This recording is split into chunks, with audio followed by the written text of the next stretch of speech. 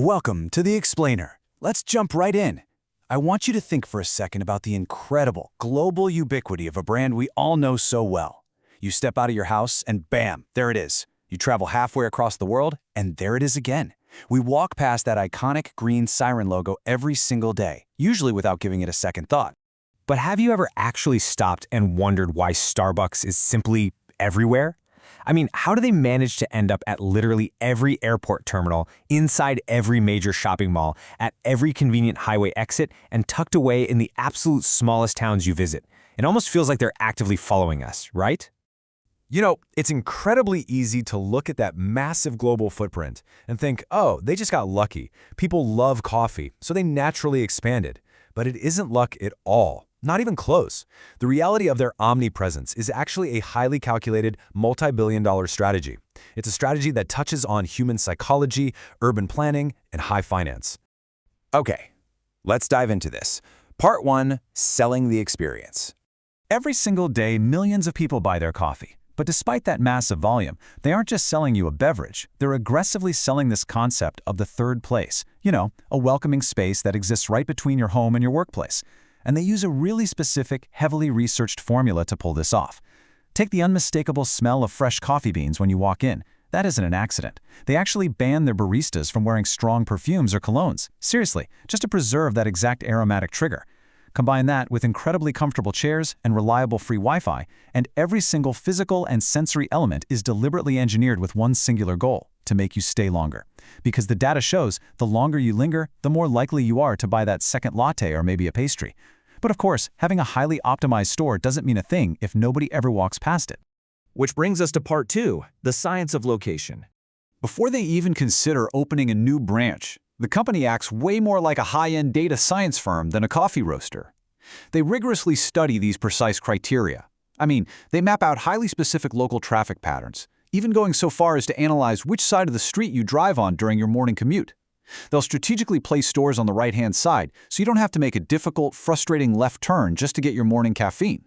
They pinpoint the exact walking distances to nearby corporate offices and schools, they measure shopping center proximity, and they deeply analyze the micro-behaviors of the specific demographic in that single zip code. So why go through all that intense analytical trouble? Well, because they don't guess, they calculate. Finding just one perfect location using these rigorous scientific criteria can generate well over $1 million in revenue for the company year after year. On the flip side, a single wrong guess in commercial real estate, that's a massive, costly liability. This data-driven approach is how they practically guarantee profitability before the foundation is even poured. Moving right along to part 3, building global trust. And this brilliantly illustrates the psychological layer of their strategy. Whether you're walking down a bustling street in Tokyo, waiting for a train in Paris, or just driving through your own hometown, a Starbucks looks, feels, and smells almost exactly the same. That rigid consistency builds immense psychological trust. When you're tired, you're traveling, you're overwhelmed by a new environment, you aren't just buying a latte. You are buying certainty. You know exactly what the menu looks like, how the coffee will taste, and where the restrooms are before you even push the door open. That predictable comfort loop ensures you choose them over a local competitor almost every single time. But beyond the physical real estate and the global branding lies their most surprising and honestly most profitable secret of all. Let's move to and see how this builds into part 4, the hidden cash machine. The scale of their mobile app is absolutely staggering. We're talking about tens of millions of active daily users. But they aren't just using this app to collect a cute little digital stamp for a free birthday drink. No way. Millions of these users actively load their own real money into the app's digital wallet before they ever even step foot inside a store. Customers treat it like a dedicated coffee-only debit card, constantly topping up their balances by $20 or $50 at a time. So, the crucial point is the ultimate financial payoff of that deeply ingrained customer habit. Because so many people load funds onto their phones, customers have effectively given the company over $1 billion in prepaid cash at any given time. To put that into perspective, Starbucks currently holds more cash on its mobile app than many actual regulated regional banks holding customer deposits.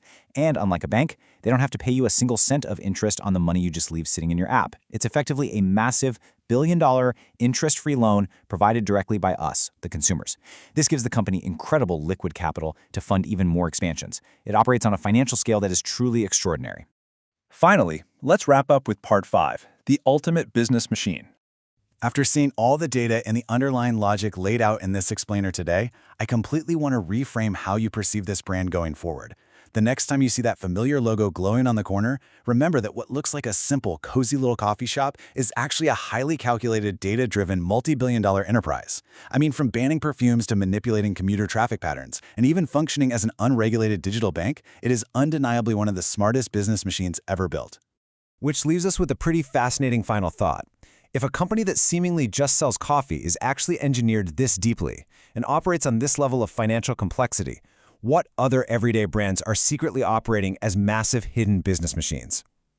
Thanks so much for joining this explainer, and definitely keep your eyes open to how the world's biggest companies really work.